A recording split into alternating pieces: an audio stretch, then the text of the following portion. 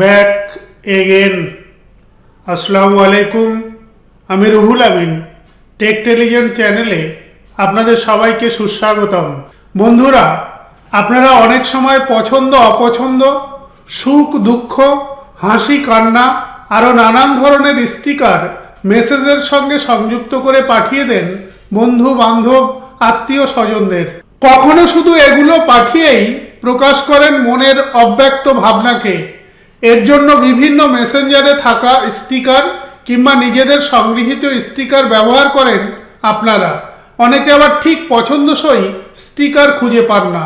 অনেকে বিভিন্ন উৎসব উপলক্ষে পাঠানোর উপযোগী স্টিকার খুঁজতে নাকাল হয়ে পড়েন। এরকম দুশ্চিন্তা থেকে মুক্তি দিতে এগিয়ে এসেছে ইনস্ট্যান্ট মেসেঞ্জার হোয়াটসঅ্যাপ। দীপাবলি উৎসব উপলক্ষে তারা সম্প্রতি তাদের প্ল্যাটফর্মে শুরু করেছে অভিনব স্টিকার অ্যাপসের। হোয়াটসঅ্যাপের এই মন ভোলানো ফিচারটা এখন পাওয়া যাচ্ছে অ্যান্ড্রয়েড, iOS এবং ওয়েবে। হোয়াটসঅ্যাপ ব্যবহারকারীরা দীপাবলির শুভেচ্ছা হিসাবে তাদের পরিবার পরিজন, বন্ধু বান্ধব, আত্মীয় স্বজনদের পাঠাতে পারবেন এই দিওয়ালি স্টিকার। বন্ধুরা, এখন আপনারা দেখে নিন হোয়াটসঅ্যাপের দিওয়ালি স্টিকার দিয়ে কিভাবে সবাইকে শুভেচ্ছা জানাতে পারবেন।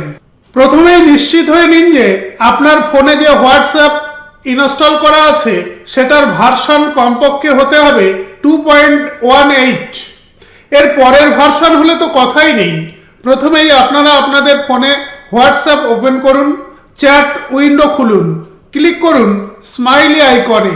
আপনারা জিআইএফ আইকনের পাশে স্টিকার আইকন দেখতে পাবেন।